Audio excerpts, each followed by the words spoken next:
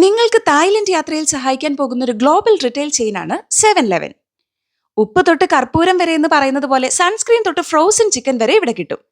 ഇതിന്റെ ഏറ്റവും വലിയ അഡ്വാൻറ്റേജ് ഓൾമോസ്റ്റ് എല്ലാ സ്റ്റോഴ്സും 24 മണിക്കൂറും പ്രവർത്തിക്കുമെന്നുള്ളതാണ്. MRPയിൽ നിന്ന് ₹1 പോലും കൂടുതൽ എടുക്കില്ല.